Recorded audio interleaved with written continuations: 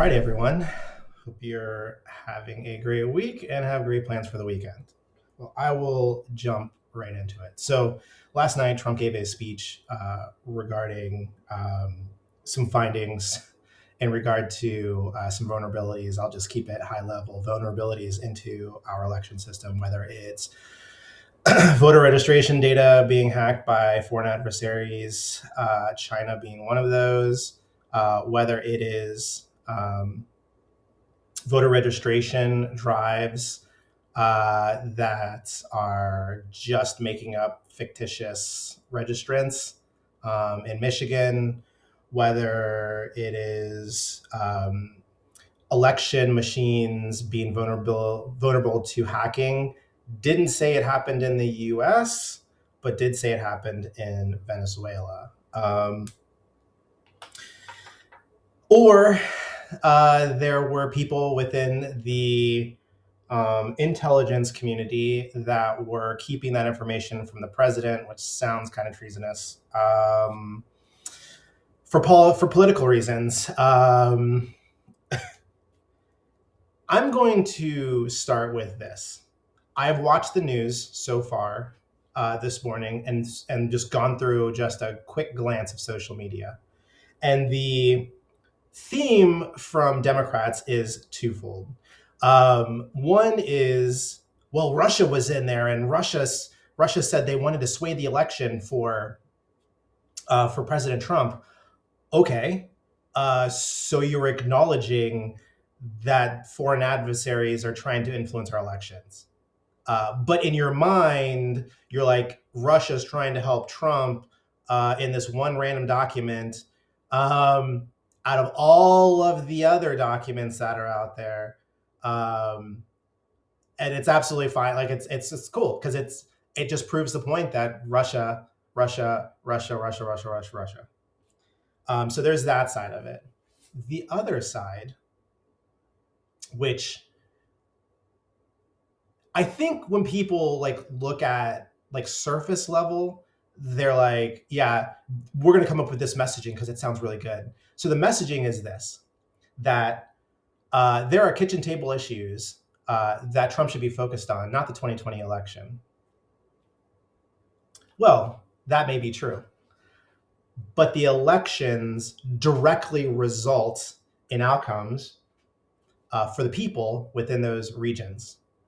If you're in New York City, if you're in LA, if you're in California writ large, San Francisco, if you're in Seattle, if you're in anywhere else, anywhere in Oregon, if you're in Chicago, if you're in Detroit, if you're in Boston, or just in the Northeast corridor in general, and you're complaining about the high cost of living, generally, that is directly related to the politicians that are winning in those areas.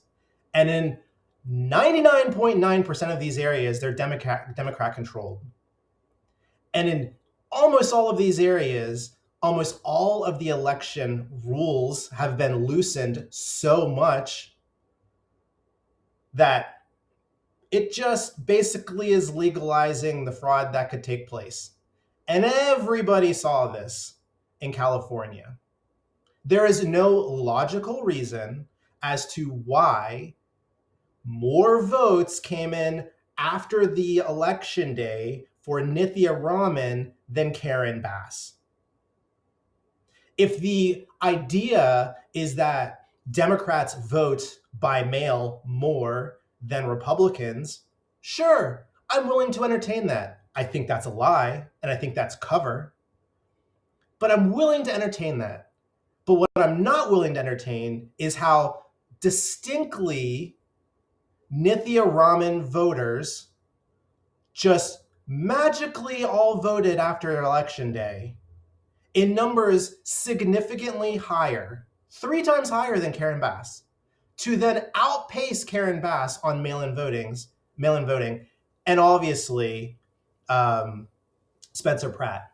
There is no logical explanation for that, other than they allow for mass mail-in ballots to be sent out. They don't require voter ID for voter registration. Literally anybody can register in the state. We have seen cases now over the last couple months of people getting paid to register homeless people on the streets with fictitious names. And then you have legalized ballot harvesting. So all I'm saying, in the best case scenario,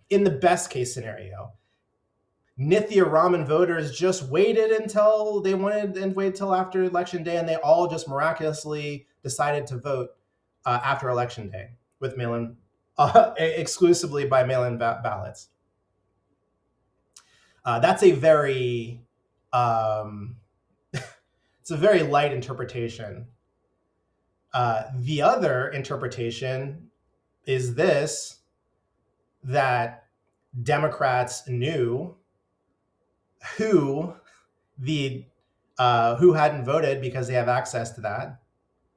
They know that Democrats run the state and that there are more Democrats in the state theoretically than there are Republicans. So they just looked at who didn't vote and just magically showed up at all their houses to collect all of these ballots after election day. The third interpretation, based on the information provided yesterday, is that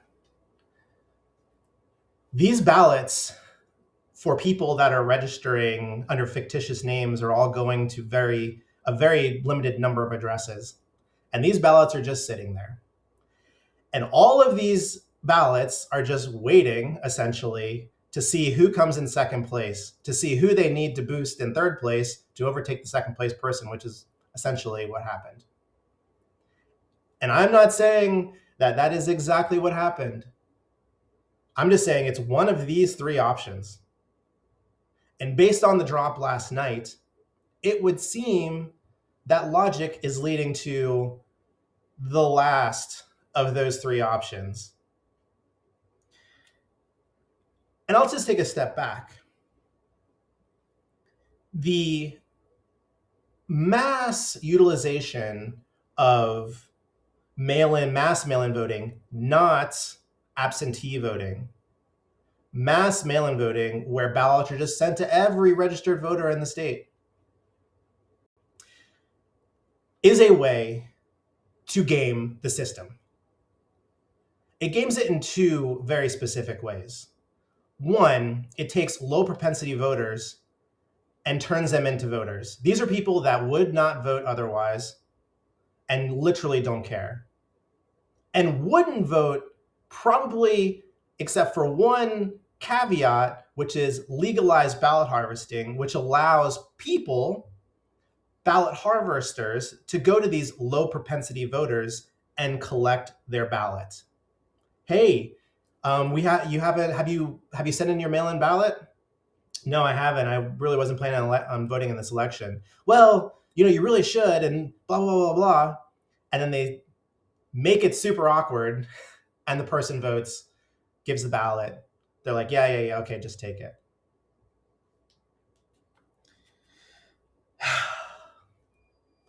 So it takes low propensity voters and turns them into voters. And while one side would argue, yes, we want as many people to vote as possible. Well, if these people really wanted to vote, they should get their butts off their seats and walk into a polling location and cast their vote. It shouldn't just be loosely sitting around their house waiting for somebody to come up and then, awkwardly convince them to turn it in for a candidate of their choice. The other is that it turns low propensity voters into voters, or basically no propensity voters into voters. And then the other side is it allows, again, for ballots to just get sent out en masse and be collected by individuals and then turned in. Now, the interesting thing I will say, and this goes back to why this matters, why this is a kitchen table issue, is because in the cities which are Democrat controlled, the regulations have been rolled back. Voting regulations. In the vein of, oh, we want everybody to have the opportunity to vote. Yes, of course, we want everybody to have the opportunity to vote, which is why everybody can walk their butt in to a voting location and vote.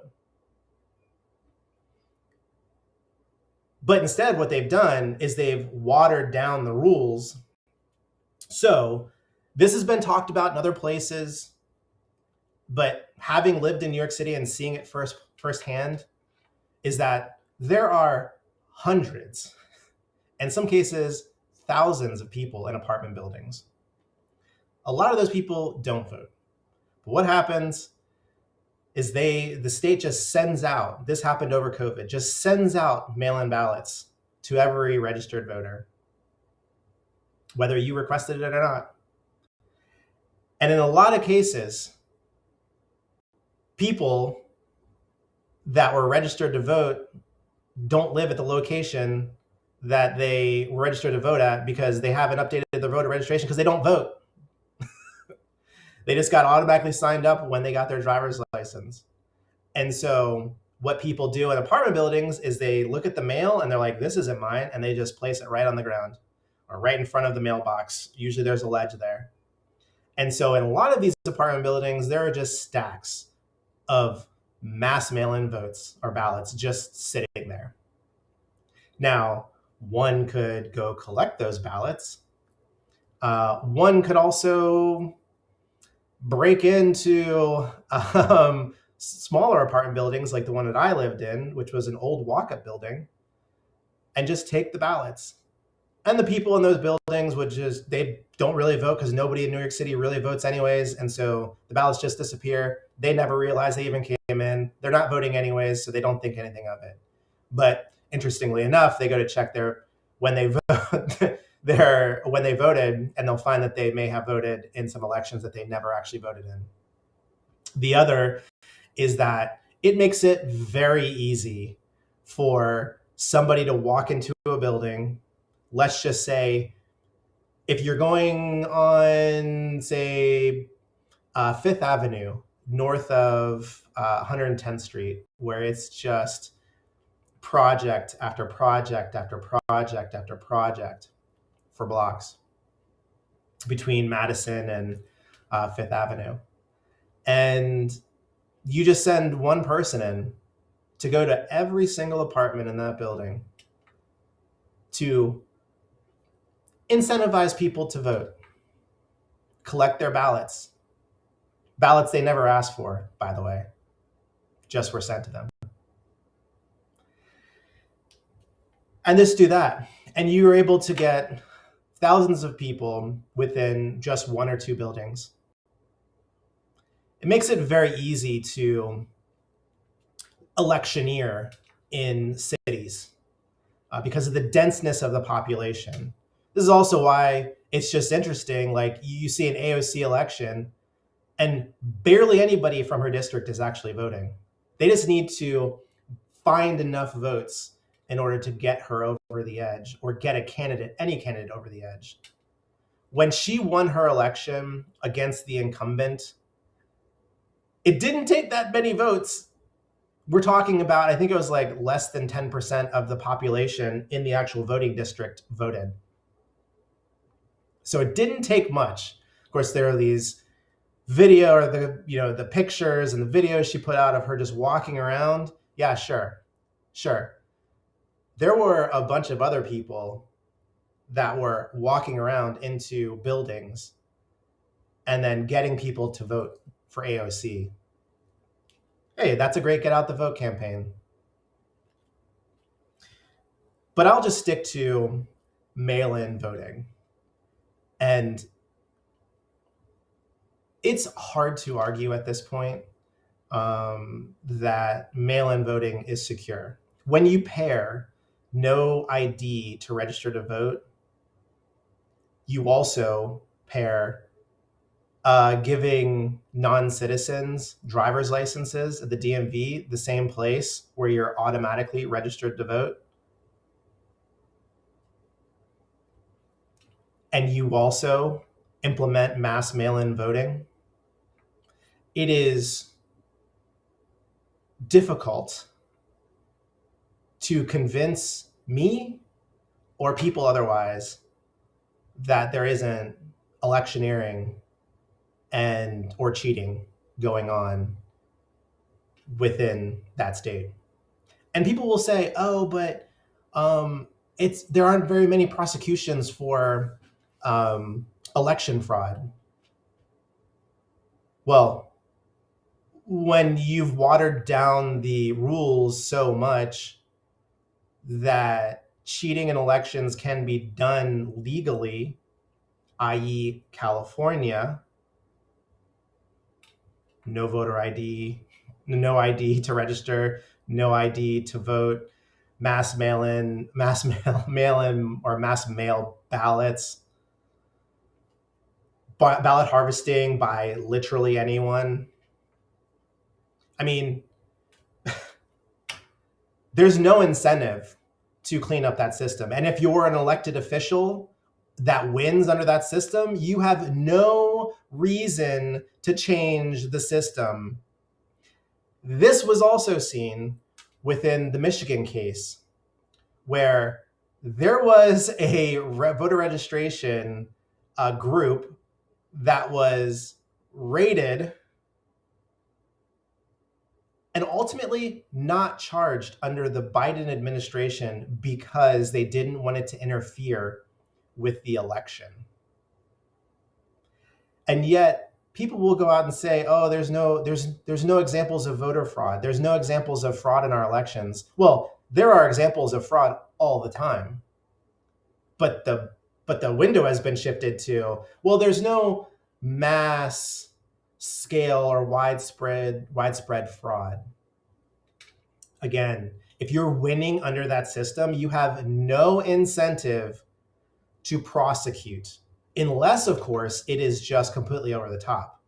And usually what you're seeing right now is that people are getting caught in primaries because Democrats are getting screwed by other Democrats in a lot of cases because of ballot harvesting and mail-in voting.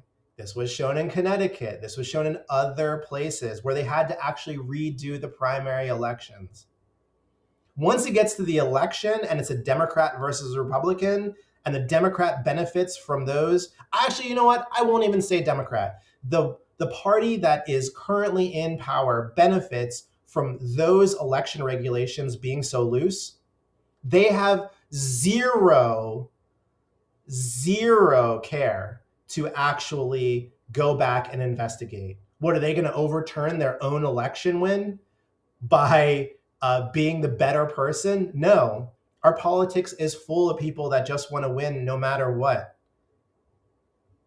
And so, like, I'm just sitting here, I'm looking at this stuff, and I'm like, all right, so election fraud isn't being investigated, and when it is investigated and people are arrested, they aren't charged because of politics. Then we have blatant examples of regulations being so loose, it just invites fraud.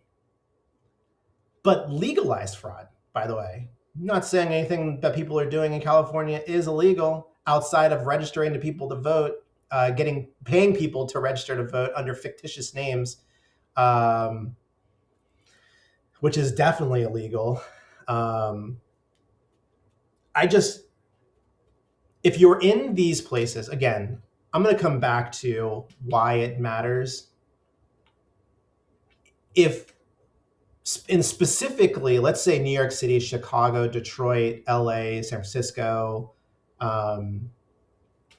basically any major city that's run by a Democrat, if you're complaining about the high cost of living, it's because of the policies that are being voted in these areas.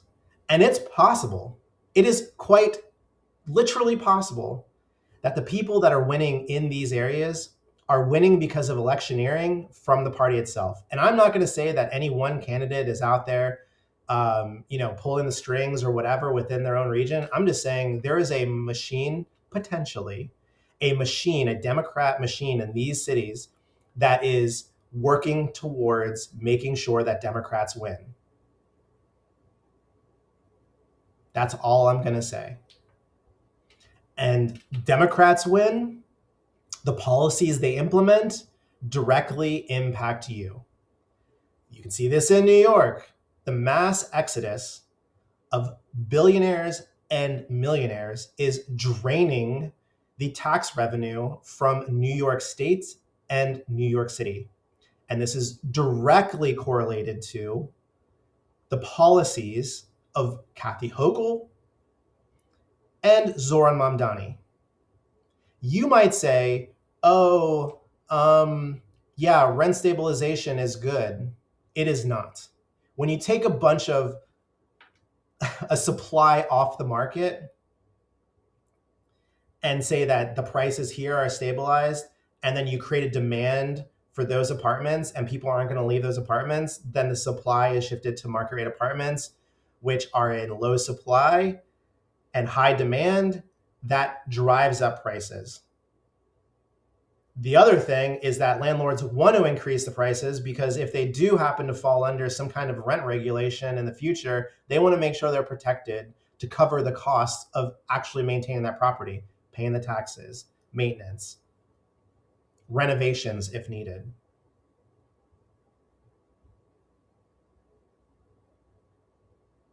So you have all of these high-income people that are getting driven out of the city. And how is all this stuff going to get paid for? How is the garbage going to get collected, right? Like, how are they going to fund the vast number of garbage collectors in the city if the city is seeing less tax revenue? Or in the state, doesn't matter. They're probably going to have to reduce the number and have layoffs because the budget is going to have to come down in order to cover the costs of that particular service. You might ask yourself, oh, MTA, the subway service in New York City is garbage, and we want it to be cleaner. We want it to be safer. We want it to run more on time. Well, you're not going to have that when a bunch of the tax base is leaving the city and the revenue is coming down. The state can't afford to fund MTA the same way that it was funded prior. Quality of life goes down. You can't afford to have the same number of police because, again, the tax revenue is gone down dramatically by billions of dollars. And so you can't afford to put police out on the street. Your quality of life goes down because crime goes up. There are less police out, or the police that are out are stretched thin already because of working longer shifts because of less police out there. And by the way, every time somebody gets arrested, that's taking like literally a police officer off the street for almost his or her entire shift. It takes that long to actually process somebody. From getting arrested and sitting in the jail and processing the paperwork for that individual in the local precinct, to then having to send that person from the local precinct to the DA's office to get officially charged. You're sitting in there for a while. Then to go over to the jail to get processed. The police officer's with you the entire time to do the handoff. And then you go to jail. Typical time takes between 6 and 8 hours to do all that stuff, if not longer. And there are going to be less police. So when Democrats are out there saying right now that how does this going to affect kitchen table issues, that's what the Trump administration should be focused on. Elections have consequences, and those consequences affect your kitchen table. Again, if you're living in these places, it's not Donald Trump or the president of the United States who's making your life miserable. It's your local elected politicians. And it is possible that those elected politicians are being electioneered into those roles. Free and fair elections may not be happening in these places. And you living in those areas are you're directly impacted by the outcome of that process. Yeah, you can say, oh, gas prices are high. Sure. If you're living in New York City, you're not driving a car. It's just not happening. Your high electricity costs aren't because of the cost of, have nothing to do with Iran. It has to do with Kathy Hochul and at the state level and the city level on how they chose green energy and the policies they implemented from Cuomo to Hochul, all the way through. And that affects your pocketbook.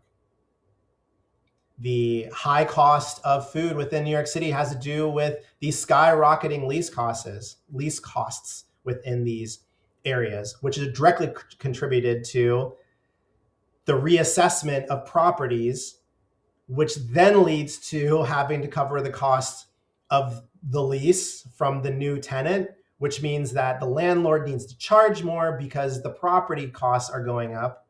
And the banks say, well, you can only charge this amount minimum, which may be 20 to 30 to 40 or 400% higher in some cases than they were before. Again, this is all due to local policy.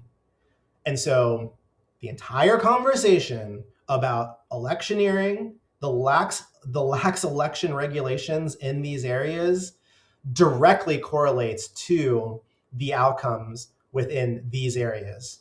If, in fact, Democrats in these areas are electioneering elections in a non-legitimate way. That's all I'm going to say.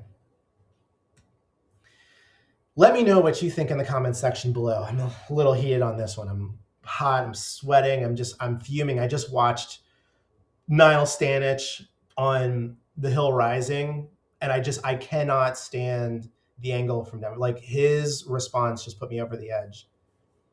None of these Democrats are going to think that anything is wrong with the current way in which elections are run. And this should be a nonpartisan issue. You know, I'll say this before I wrap up. Trump should just not deliver any of the mail-in ballots that are going to go through, that are going to have to leverage the federal postal system if these states aren't going to, implement the rules of the SAVE Act. That's my standpoint at this point. Like, you don't find this in Republican states. You find this in Democrat-controlled states. And there's only one logical reason as to why they want to have these lax rules within their state. It's not because they care about the voters in the state. If they cared about the voters, they wouldn't be taxing them out the butt and then providing them basically no services in return. It's sheer power and winning. Let me know what you think in the comments section below. And as always, for the love of God, keep believing that the best is still ahead for America. Have a great weekend and enjoy it, everyone. Bye.